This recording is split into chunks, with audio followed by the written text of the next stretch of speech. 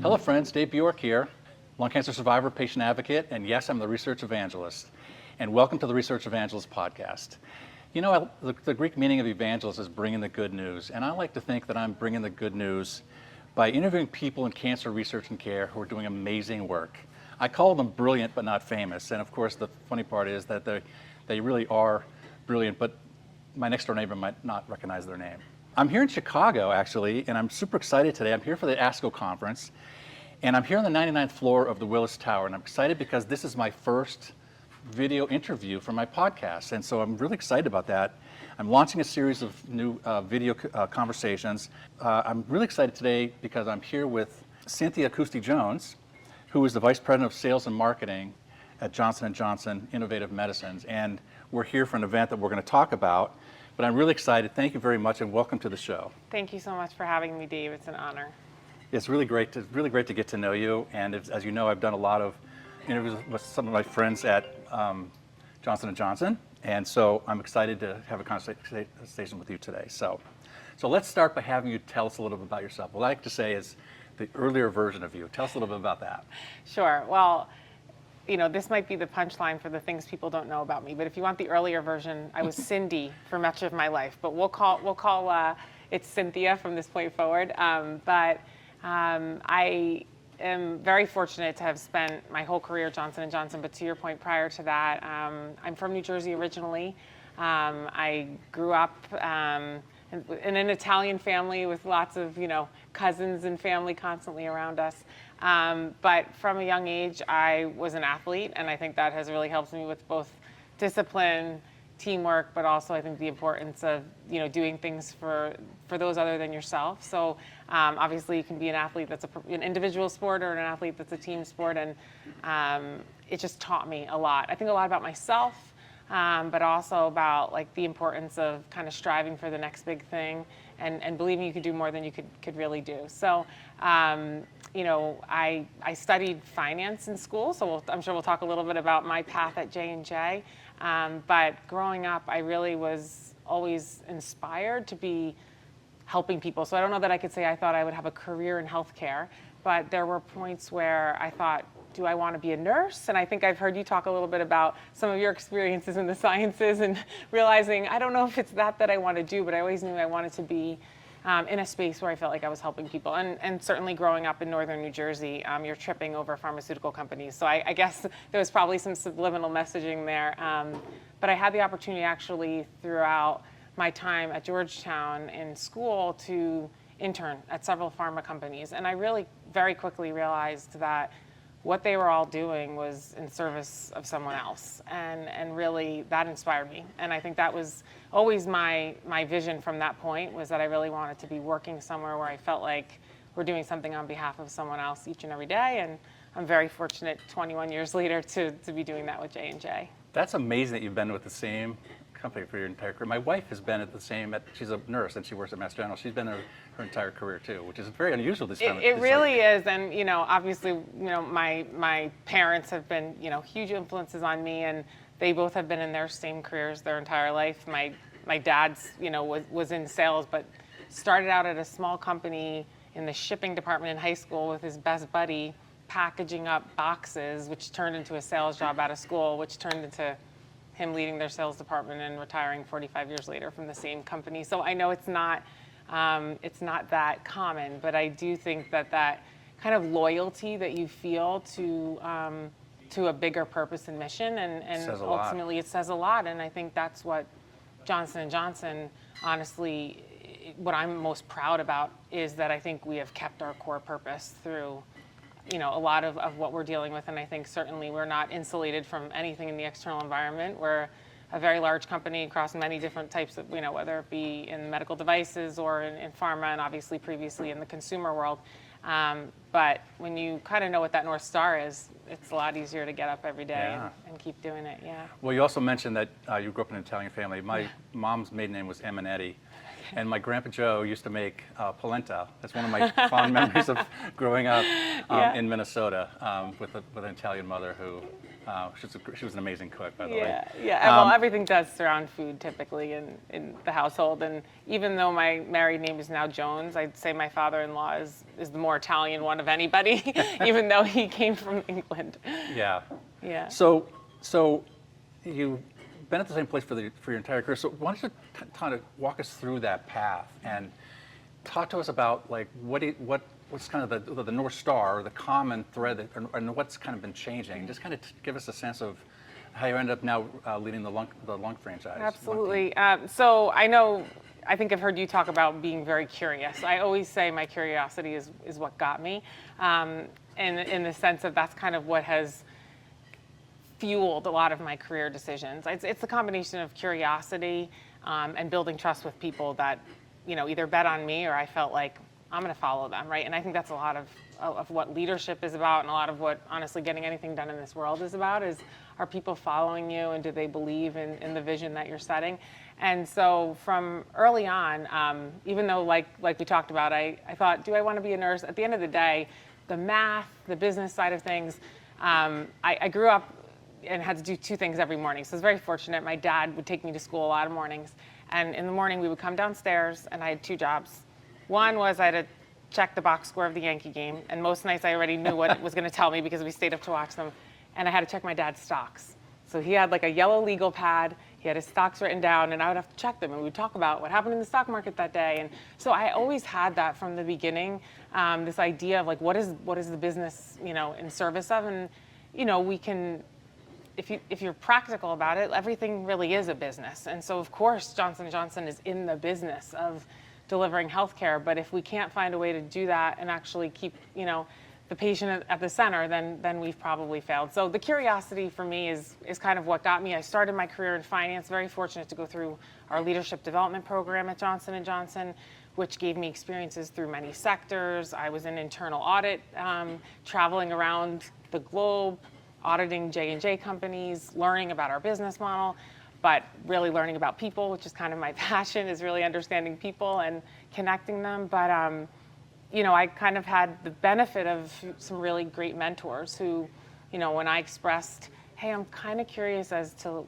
why the balance sheet is working the way, what's actually happening? Why are these physicians making decisions? Why are we investing the way we are? And ultimately, at one point, one of my mentors said to me, Cynthia, just go do it. Take a role in the business. If you don't like it, you come back, right? And go. And I never did go back to finance, but I do talk to my finance mentors all the time, and we joke about, will I come back to finance one day? But it really allowed me to then understand a different part of the business. I went back to school and did some master's work in health policy and tried to actually understand the ecosystem, the space. And the curiosity, one thing kind of led to the next, and that's what I also think is great about working in the healthcare space. There are so many facets to the jobs to be done. And if it's taught me anything, like if we think as pharma or as any other stakeholder in the ecosystem that we can do it alone, we can't, right? We absolutely can't. And so shame on us if we don't figure out how to collaborate. Yeah. And that's what, has really allowed me to then work in different disease areas and really, put those building blocks together of understanding how our healthcare system works. Yeah. And one of the things you mentioned, I think, that I hear as a common thread is this mentorship and sponsorship, too. It sounds like you had some sponsorship there as well to encourage you to take these chances to move up in your career, right? So what's it been like, and what have you learned about in the lung cancer community now that you're on the leading the lung team, about the unmet needs and patient value?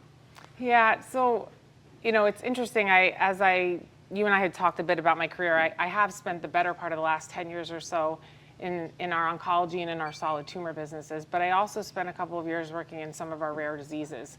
And, to link the two, right, I had some mentors and sponsors along the way who said, we need to figure something totally different out. We've got products that are going into diseases where pharma has never studied them before. We have maternal fetal diseases where we're actually studying pregnant women, which no pharma company has done before. And so, people believing in you more than you believe in yourself to say, I think you can help us figure this out. Come, go do it. See what we can figure out. And so that has been fantastic. But what it's taught me at the end of the day is, every patient's experience is unique, and a big part of what we have to do is really try to follow that patient from the beginning all the way through their journey. And if you can put yourself in a patient's shoes and actually say, we can map it out and talk at a population health level. Well, X% of patients will go to this hospital, and Y% of patients will go to this community practice, and then they'll progress to here.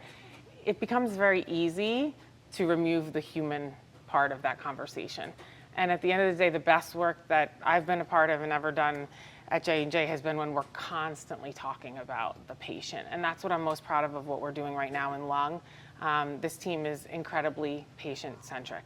We have a patient-first mindset in everything we do. And we recognize that if we don't help figure out what that journey looks like and hold their hand all the way through, then they won't get to the outcome and they won't possibly have the chance to benefit from our products. Yeah. Yeah. One of the things that really struck me is when you talk about this being in the shoes of the patient. I use the word empathy all the time because I feel like I see it in some of the clinicians that I know. Yep. I see it in some of the industry people that I know as well. And I think it's important that we acknowledge that, and that's one of the reasons I'd like to highlight people like you and others, who are in this industry but are good people. And you have that empathy but for the grace of God, right? It's like if it was your sister or your mom or your brother, like how would get thinking that way? I'd like it when people in the industry are starting to think that way, And no matter what you do, whatever your role is. when we right? talk to people like you, Dave, and other advocates and survivors, when I hear their story, how can I wake up in the morning and do anything but give my 100% to everything I'm doing? You and others that have dedicated your life now to helping tell stories, spread the good word, as you say, help others maybe get to the point you got to faster, maybe not have as many bumps in the road. I mean, I'm a big Peloton person, so there's a lot of motivation that comes from some of the people that are yelling at you in the morning while you're sweating. But I love the idea of like, we don't have to do something, we get to do something.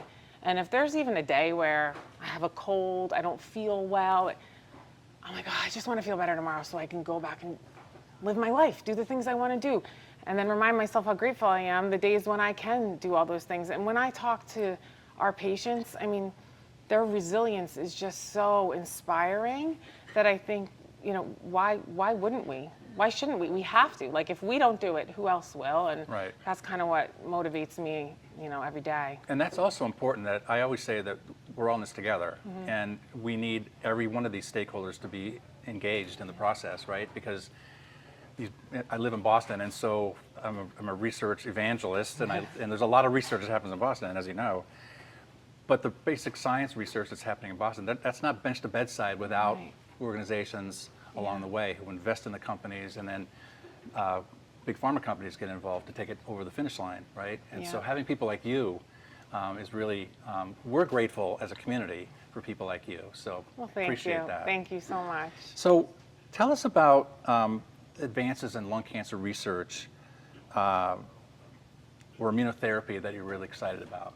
Yeah, so it's probably the best question you could ask, right? We're at ASCO, as you described, so we like to call it the Super Bowl of science, but it's pretty inspiring to know that as close to 40,000 people are descending upon the city, it's all with the focus of what's new, what's coming, what haven't we figured out yet, and that's what's incredibly exciting about lung cancer. So, we have the opportunity to really completely change what the survival rates look like for patients, and that's just not an option that we haven't been having a conversation about in the past. And so the idea of targeted therapies, obviously you've talked to some of the leaders at J&J, especially in our disease area strongholds in lung cancer, and so you've gotten a little bit of a flavor for the type of work that we're doing. But the idea that we can bring a targeted therapy, that we can really understand the biology of the patient's disease, biomarkers, it's just incredibly exciting, because as a patient, if you go back to that, one patient, so we talk about millions of patients, that one individual patient, every one of them wants to know, is this going to work for me? And every time we have a conversation with a patient or an advocate, we ask them to share their journey, often with our sales teams, our marketing teams, to build that empathy, to say, what is it like? Almost every one of them will say, well, I just asked the doctor, is this going to work for me?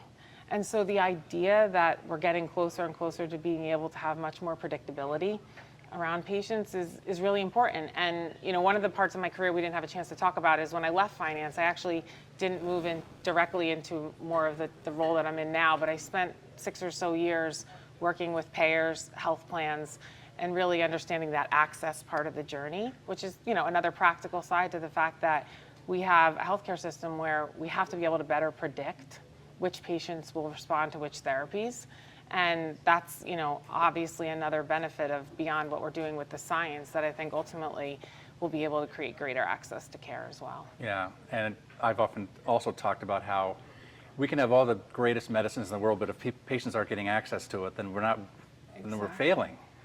And I learned as I get older, I learned that my cancer experience was very privileged, and I didn't have I had perfectly good access to whatever I needed, and that's not happening for everybody. So the more that we can get the word out about biomarker testing and other lung cancer screening, getting more people so we can get at it earlier.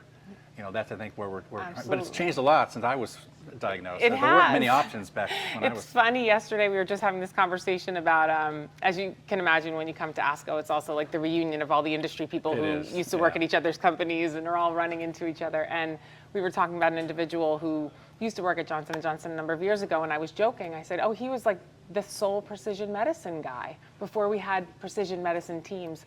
And now we've invested heavily because to your point, we also have to make sure that what we're doing and studying can actually be adopted in the real world, right? So if there's a biomarker or there's some type of test, but we haven't figured out how to make it commercially available, well then patients, it'll be great science and it'll be a great publication, but if we can't put it into practice out in the real world, then physicians won't test and patients won't get that personal care. Yeah, that's awesome. Well, so now we're sitting here on the 99th floor of the Willis Tower in downtown Chicago. As you can see, it's amazing. It's breathtaking. I would love to have you tell us about why we're here at the Willis Tower today, and what is the Breathtaking campaign, and what does it mean for lung cancer patients? Yeah, so first of all, Dave, I can't thank you enough for not only having me here today, but creating this experience so that we can have this conversation really about the meaning of what we're trying to do. And coming back to what we talked about earlier in terms of our focus at J&J with the patient at the center, we certainly do a lot of research with our patients. And one of the insights that we always hear about is it's really about those moments that I want to get to, or that thing that gives me energy, that lights me up. You and I were having a conversation about concerts before this, and those moments where you get goosebumps. And what this Breathtaking Moments campaign is really about is that patients should and can aspire to have more breathtaking moments. What are those moments that give them energy? What are those moments they dream about? And the way in which we can help patients to see that that can be possible, and the way that we allow them and help them to share those experiences, it can inspire others, and it can really, I think, remind everyone of why we're doing the research we're doing, why we're trying to change lives, is really about these moments, these breathtaking moments for patients. And it's different for every patient, right? Really is. And I heard from another advocate recently, and we were talking about this campaign, and he said something that I thought was really great. He said, you know what, there's breathtaking moments around us every day, but we just have to open our eyes. And as a patient advocate and has experienced what that was like, it opened my eyes. And so it is, for some people, it's the graduations or the anniversaries or these milestone moments that are so important for families. And for me, those are important as well. But I think it's also good for us to think about breathtaking moments happen all the time, right? I thought that was really cool. We just spoke to a patient recently who shared a very similar sentiment. She was actually talking about being grateful for her cancer diagnosis, which I think to many people can seem like a very odd concept, but she said, I have a whole new outlook on my life. Those breathtaking moments, to your point, are not just the ones that might sound quintessential, but they're the everyday moments where I'm just grateful. And I'm hopeful that as we start to build a campaign around this, and individuals, caretakers, friends, family members, not just patients, start to share their breathtaking moments and those visuals, I think we're going to see some picturesque mountains. I'm on a hike and look at the way the sun is setting over. There's just it's really personal to what they experience. And you and I talked about this earlier. We could ask 100 people for their breathtaking moments. And the beautiful part is there probably would be 100 different pictures. Which is right? awesome. Which is because awesome. we want to hear all this. Everyone has a story, right? Exactly. Yeah. So, what's any message of hope that you'd like to convey to our listeners about Sure. lung cancer and where we're headed? Well, first of all, if this conversation isn't an example of why we should have hope, there's people like you dedicating your time, your life, your passion and purpose to this. And I can tell you that we at Johnson & Johnson are trying to do the same. So I think from the beginning, I would say that there's a lot of work being done, and it's in service of getting advancements to patients. So here at ASCO, that's what this is about. I think I can remember so many times being at ASCO where people are reminiscing, saying, remember 5 years ago when we saw that phase 2 readout, and now look how many patients have benefited. And so, if we can help people connect, find joy in what they do, have a new way of connecting with others, I think we can help them just get from one day to the next. And that's a lot of what patients also ask for is, I just want to be on this therapy long enough, and I'm not going to worry about what happens next.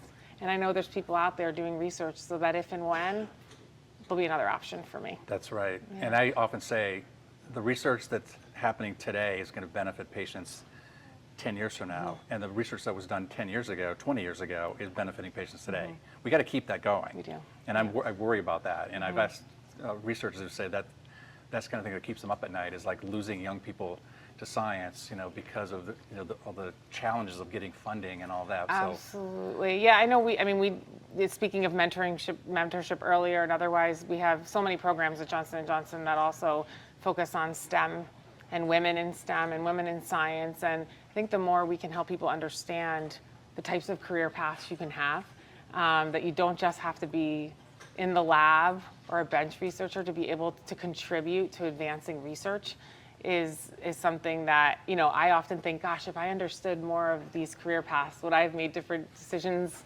about where I went to school or what I studied? But at the end of the day, you let the curiosity get you there. But it really is an opportunity for a lot more people to be involved than we might otherwise think. Well, I really appreciate you having me here today and in this most breathtaking place here in Chicago. I have to ask you one last question. I always ask, everyone knows, I ask one last question. So tell us something that you're passionate about that people may not know about you. Sure. So, well, I told you about the Cindy part, but that's not something I'm passionate about. It's just people might not know I was Cindy.